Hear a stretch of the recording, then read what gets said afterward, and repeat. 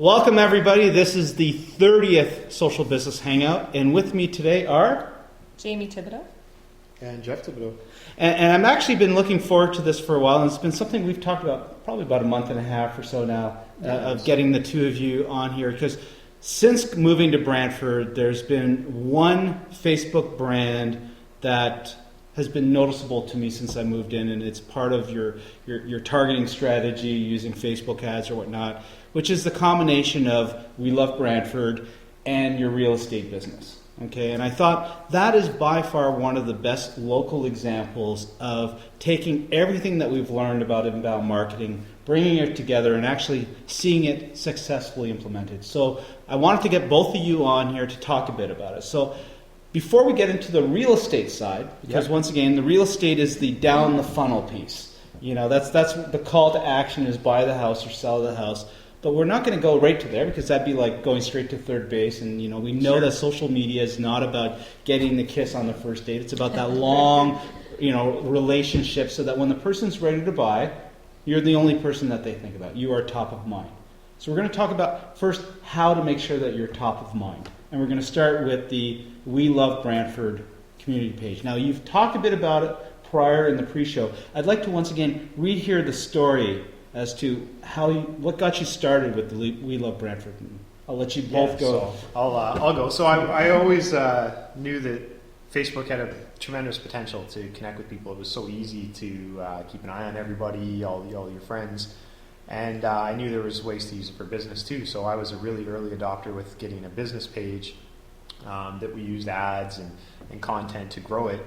But I always found that the problem was nurturing 500 people that they didn't really have anything in common. If they weren't right in the middle of a transaction, or which could only be every 5 or 7 years for most people, then I lose them. My content's no longer interesting for them. So I had a little epiphany at a conference once that nobody cares about me. So what do they care about, and what's the commonality between my potential customers? And it's location.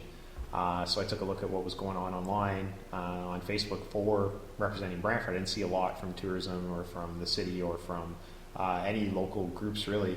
So I thought, I can do better than that, and kind of just in 2 seconds drew a heart and put Brantford in it, and there we were. We had a page, and it was amazing how quick it caught on. We were at like 5, 10, 15, 100, 200, 500. Like, look, with that, because all the ad said was, "Do you like Brantford?" With the heart, with the symbol, and people would just click like on it, like all day for like 3 or 4 cents a fan. So you as soon as you created a page, you went straight to Facebook ads for the page. You hit the ads right away. Well, that's one of the things I learned from watching other people try to do pages, is that, I mean, if you're dabbling around with 50 or 15 fans, the effort you put into the page versus the reward, I knew it's got to be a big number. And I also felt like, I didn't know, but I felt like you'd hit a critical point at some time where you'd get everybody that would be interested in that. I mean, I was just saying to Jamie the other night that 100,000 people in Brantford divided by however many are on Facebook, divided by however many are potentially interested in liking something like We Love Brantford, to have 2,000 fans, we might be coming close to maxing out at some point. And that's exciting stuff, because then I don't have to put any more money into it, basically, right? And you're talking a population of about 100,000 people in the general area, so 2,000 out of 100,000 is a fair chunk in social media terms. Yeah, you got to figure there's a certain percentage of people that you're never going to get. There's people who live here that are never going to click on something called We Love Our City. Mm-hmm. So we get a nice community that it seems that there's a subgroup of really highly engaged people, and maybe another larger group of people that maybe clicked like and then they fell off. So the pure numbers don't matter so much, but we always like to watch. We're always amazed at how much people will comment and like and share the stuff, or do what you ask them. Like, we have a little contest going on right now because we're going to hit 2,000 fans to post Why You Love Brantford. That's what we're doing, right? Why You Love Brantford. Yeah. You're asking Jay.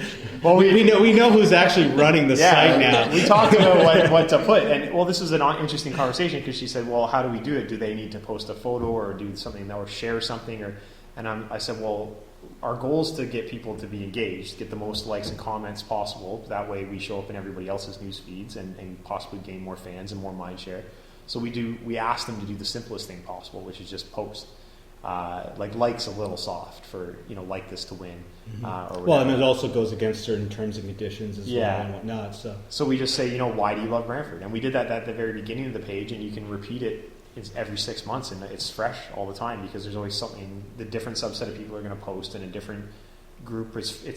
We're in their news feeds now, and we weren't as 6 months ago or whatever. So it's great. People seem to love it. So then I kind of view it as creating my own newspaper, my own radio station. I've created my own little piece of Facebook that now I have these 2,000 people's eyeballs, and I can be the only realtor that gets to advertise to them. Well, when I created one of the lists on Facebook, and it was like the Brant Expositor, the Brant News, the Advocate, and We Love Brantford. They were the 4 first brands that I thought of in the area that were pages that were promoting content for the city. So in my mind, you are in the top 4 of that newspaper, and I'm doing the quotation mark, industry in the area. And we try to be conscious of offering something a little different, and it's really easy to just go and repost 2 brand news stories and an expositor story every day. They make tons of content that I could just be resharing, which is a strategy that a lot of people teach. Mm-hmm.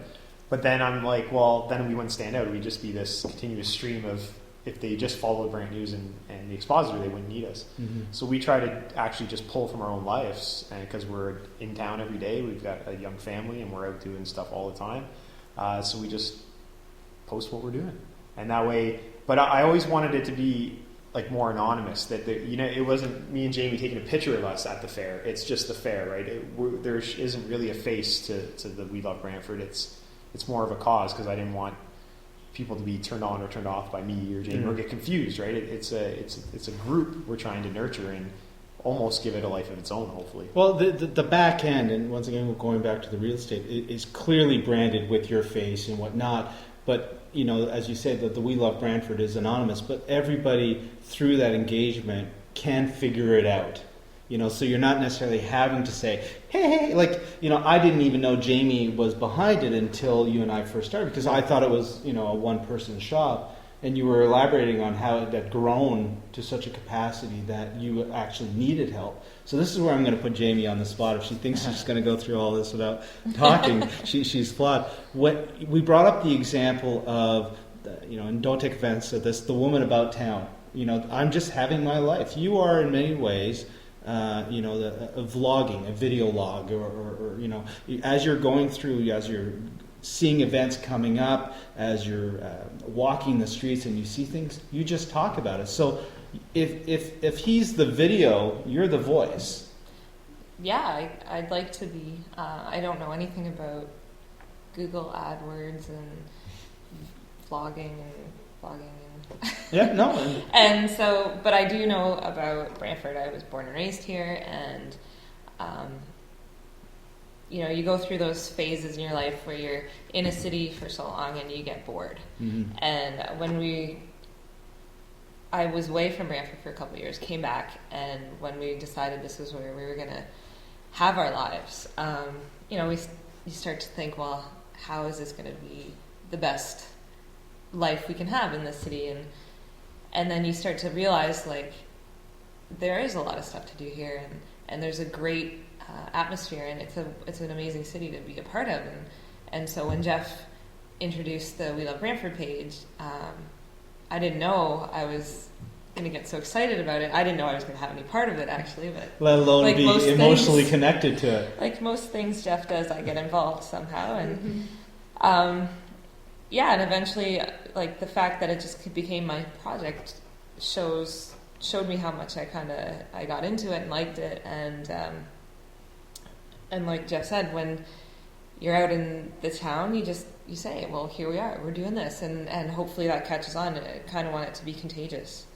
We love Brantford, and hopefully the people who follow the page, if they just liked it before, they come to love it, or if they do love it, they can share why they love it. And hopefully that answered your question. No, it did, and I actually want to take that one step further. Are you now getting to a point where you kind of hinted at, that there's no face behind it? There's clearly a voice, But that voice right now is kind of evolving. You're actually starting to get more and more crowdsourced content being posted to the page, and you've kind of said it before, you're reposting it on the behalf so that it gets the full treatment.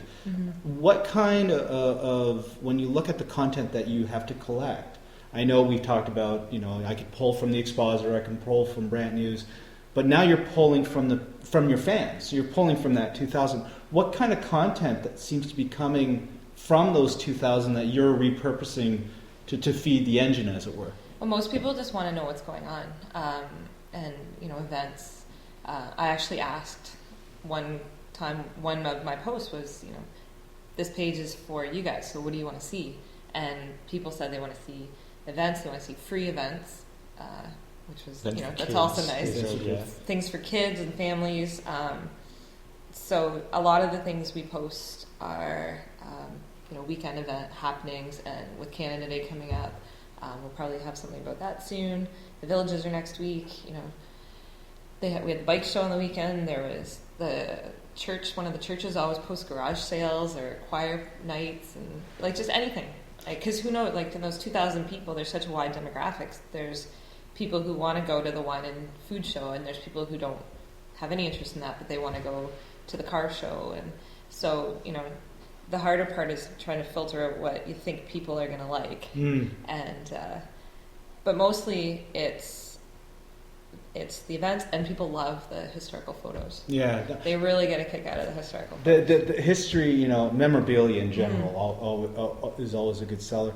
You brought up something that caught my interest there. When you talked about events, are you posting just the fact that it's there, go to this website, or are you actually going and creating Facebook events off of your page to help co-promote other people's events, or sharing their events? Mostly sharing. We talked about creating events. Under the We Love Brantford. So you might be promoting someone else's calendar. But then we weren't sure exactly how to make that, to keep that really current, and it seems like a big beast. It's still in the works. To take over. Yeah. So you like the idea, but it's whether or not it's administratively practical at this stage. Yeah. So what we do now mostly is hope they have a Facebook page, and we can link to their page or link to the event off their page. The Station Coffee House has that. They have events, and so whenever they do that, we just share. So that way people can join that event. Exactly. Yeah. Or try and post a website, so that they can click on it and get all the information. We put up it's this day at this time, go to here for more information. Yeah. I was having a conversation with someone in the city a couple of days ago, and they were saying this city very much is a Facebook city, less Twitter, more Facebook. What's your Twitter strategy, or is there? Are you mostly focusing on Facebook?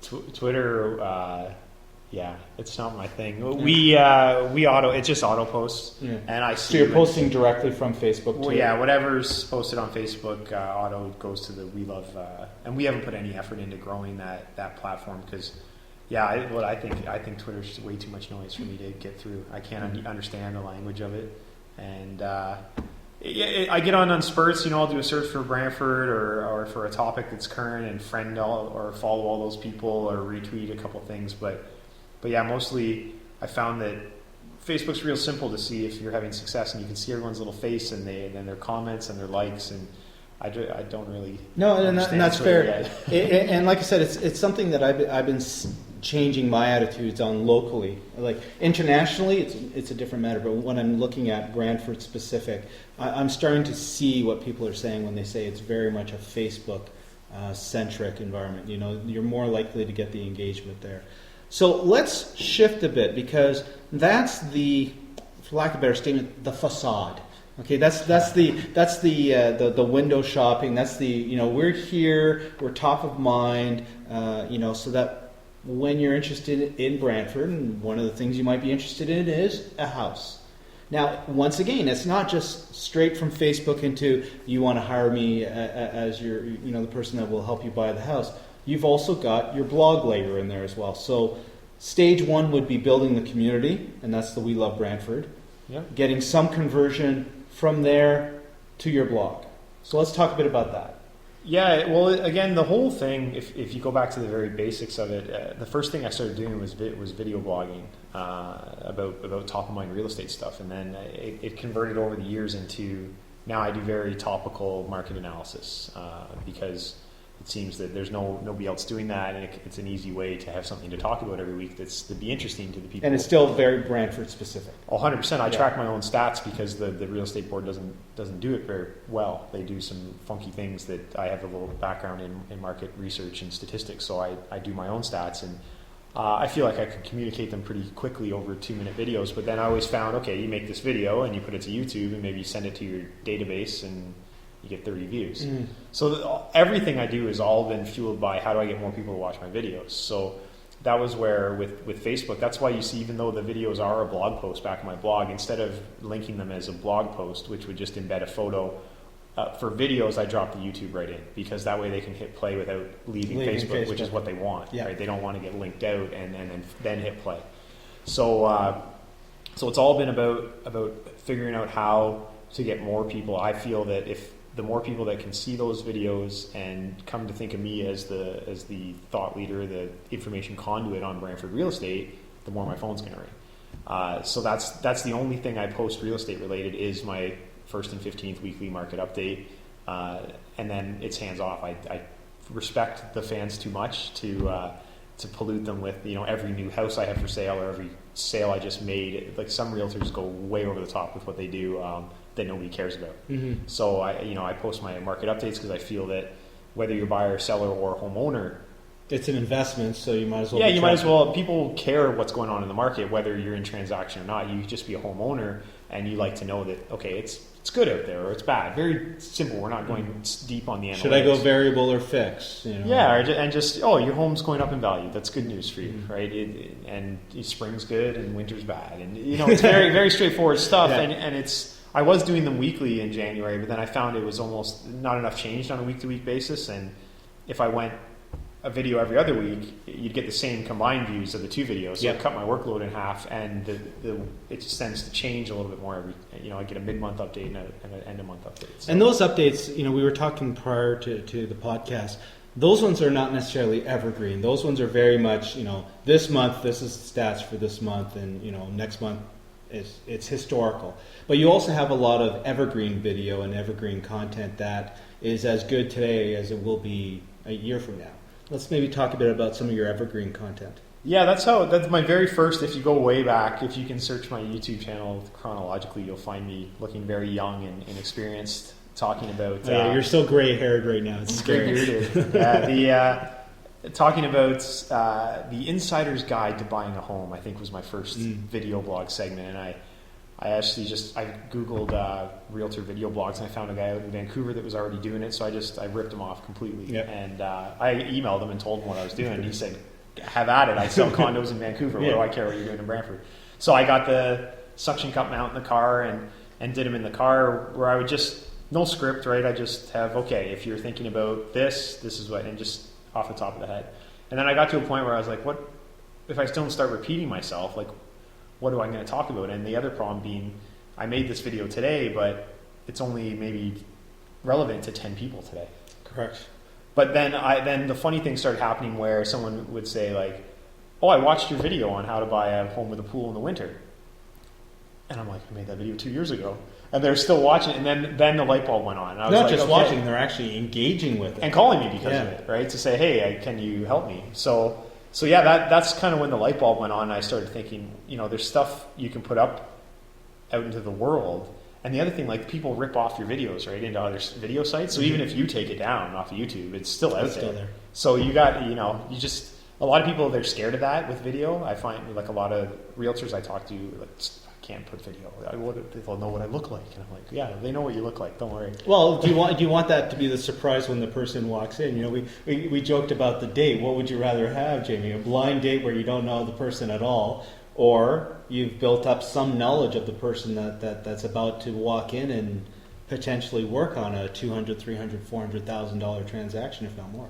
Yeah, and people are interviewing you, whether they think. One of the great things I learned at the conference was like, if you don't Google yourself, you can be sure your customers are. So you better go home and type your name in and see what comes up.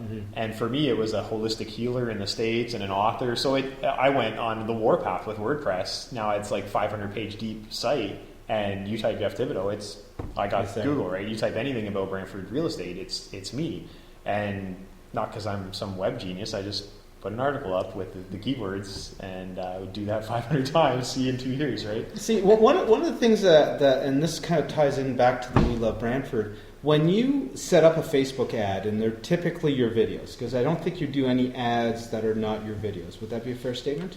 I do. I'm such a believer in Facebook's platform that I do whatever advertising options they have. So I do straight page ads for likes. We do sponsored stories on everything we post, and we do what's the other one? Well, I promote specifically the videos, obviously, and now through the ads, and we're also doing the promoted posts now too. Right.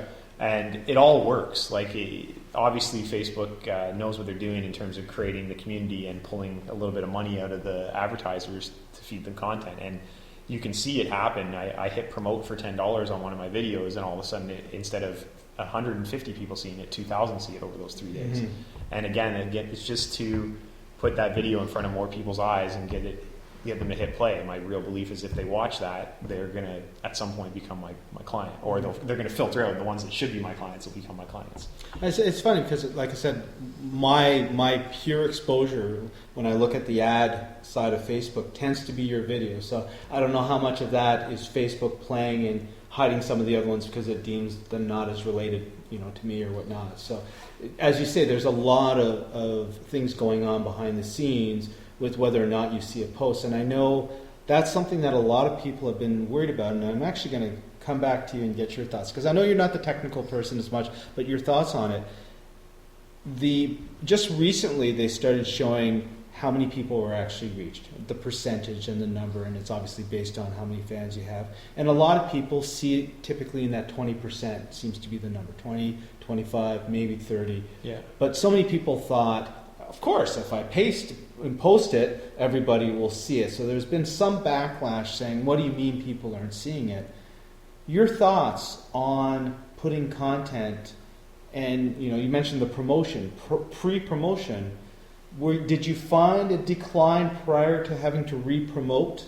Or because you've been running your ads consistently, that's always been driving you? Because those that are not running ads are prey to the edge rank and only the edge rank, if you know what I'm saying. So I think I know what you're saying. Yeah. So you're saying if we didn't have the ads, would we have the same level of engagement, I guess is what I'm saying. I don't know. That's a good question. Yeah, well, I think so, because we post so frequently that the promoted or the paid sponsored story, I guess they call it, right? Yeah. Is only on the most recent post, right? So if we post 4 things in a day, the first 3 never got any traction behind them. Our first goal always is to avoid the advertising dollars, is to create a highly engaging page with questions and local content, and to survey yourself, right? You scroll back in your newsfeed and see what did people like and talk about, and do more of that. It's a pretty simple formula, right? Do less of the stuff nobody's talking about and do more of the stuff they're engaging with, and it's and repeat. Like I said too, we could ask today again what the favorite burger joint is, and we get another 50 comments. So that's goal number 1, and then goal number 2 is to build the fan base, get more eyeballs, and then obviously I'll pay for people to watch my videos. One of the things that we kind of talked a bit earlier as well was seeing most of what you're doing on the We Love Brantford tends to be event specific. Obviously, how long has the page been up now? Since last fall. So we're coming up on a less than a year, and you really just started the videos in January, I think it was thereabouts. The market update ones, yeah. I had been video blogging for like 3 years, but putting it into that vehicle. At first, my experiment with We Love Brantford was to not touch it with real estate at all. Right. It was You're just a sponsor. Yeah, I sponsored the page, which I mean it's not even in air quotes. I paid the bill for the advertising, so I am the sponsor. But it was the only time I would post any content would be link my blog back. But even then it would be something local business or whatever. It wouldn't have anything to do. I was like, I'm going to grow and nurture this thing and not abuse it in the early days, because it was an experiment, and I didn't want it to go off the rails early. I wanted it to grow to what it is. This is kind of what I hoped it would be, and it's here right now. You still can't abuse it. It'd be like signing everybody up for a magazine subscription and sending them 6 issues of great content, and the 7th issue is just thick of ads and no content. Right? That's what people do with these online communities too, and they flip them too early. Too early or ever, yeah. Right? Don't abuse it. The people are authentic and they understand what's happening. They know that there's humans behind it, and some people are confused. And they know there's a sponsor. Like everything is sponsored one way or the other. Someone's got to be paying the bill, and whether or not that's a person that just owns the page or a business that is getting a back end on it, everything is sponsored at the end of the day. But how much it's sponsored really changes the message, I think. And the tone, we're always trying to keep it very light, very positive, and very very engaging, and not very salesy and, hey, now that I've got you. Because all that will ultimately happen is engagement will drop, people will unsubscribe, and then we're in a reverse of where we want to be. So I think as long as, there's so much good spin-off that, we go to all these events now that we maybe never went to because we kind of feel obligated to go take some pictures, right? And take our son to see Frosty Fest and whatever, right? You go to all these events now because we kind of feel obligated to, and it's great. It's better than sitting at home and watching TV. But I think what also happens, and I think it was Mark Lafiere that used the term power of the bump, which is something that's very big in Brantford. You bump into people here. It's like I'm ex-Toronto, so you bump into people, you're about to have a fight with the person. You do not bump into people here. You want to bump into. When you go to these events, 2 things happen. Like I did the Men in Heel one, what was it, a week ago or whatnot, and it blew my mind. I had only been here a year, but it blew my mind how many faces in that group at that event that I knew, and more importantly, knew me. And Karen always jokes like, "You work out of your basement. How is it possible that people know who you are?" But yet, via the We Love Brantford, via the ads, your face is there, your content's there. I'm sure that you are getting a far richer face-to-face experience when you go to those events now than like Frosty Fest this year versus Frosty Fest last year. Compare. Yeah, well, definitely not. Just seeing how many people are behind everything makes me want to get behind it too. And when we started with this back in the fall, I didn't really know. I had no idea where it was going to go, and we started to meet up with other people who had the same goals. And I'm the altruistic side of things, right? I want to see it grow into a community where people talk to each other and go out to these events and make it a kind of community where, like you said, you see people all the time and you're looking forward to seeing these people and you're looking forward to whatever event is on and being a part of it. And so people like Mark and Ida, who does the photos, Jacqueline at Netty Vintage, and Crockadoodle, Marianne, who would normally be here. And they're doing it, and it's great and it's contagious, and I think that's what we wanted. Sort of the feel, if you can give a Facebook page a feel, it's kind of the vibe that we wanted to get out of it, and that's what I remember growing up in Brantford, that you go somewhere and you do bump into people you see, and whether it's at the mall or at anywhere, something a car specific, show, something you meant to go to or something you were just walking down the street. That's the part of Brantford that I always liked, and as it gets bigger, I think if we can keep that, that'll help. Well, I think Dave Carroll wrote a piece in the Advocate this month called "Gen X Might Just Save the World," and I thought it was a really good piece because you're actually seeing in this community. You're both Gen X. You look at Gen X-ish, borderline. Yeah. Okay. We're on the end of it. Okay. So by my point, you probably will have seen it. There is definitely a vibe in the city, and you see it in a lot of other cities as well. This is not just a Brantford thing. I always say Brantford, and for those of you listening to the podcast, Brantford is a synonym. It could be any city, right? So what we're talking about today is hyper local to Brantford, but change Brantford to Auckland, New Zealand, and you got yourself the same story and the same process. It is very much a transferable thing. As you said, you took this from someone in BC for part of it, right? So I've seen a lot of people, now that the platforms are in place, whether or not that's Facebook, Twitter, YouTube, blogging, just events in general, so many of that Gen X and Gen Y are trying to change the perceived story of their city, and in this case being Brantford. And I think a lot of what we're seeing, and this is why I love the We Love Brantford so much, is it's as good as an inbound marketing thing as I've ever seen for, in your case, real estate, but is also very true. The message, the voice is very true to what I see happening, a desire for a community to grow and redefine itself outside of what people thought living in Brantford was. Yeah, thank you. I agree. Yeah, no, That's great. And I hear it, like I've done 30 of these podcasts, and I've always done them with local people. I've had both Mark and Dave on one where we talked about community, and they were both like, yes, people are starting to get it. Yeah. And we were at a meetup, Julie and I, yesterday, and there was a new lady that was literally moving in from Toronto, and it's like, that was me a year ago. It felt so weird. And you could hear her, there's something happening in Brantford, and I don't know what it is, but I need to be part of it. So let's wrap it up. What I'd like to do is two things. From your point of view, the best lessons that you learned in the last year or so, less than a year, of the We Love Brantford.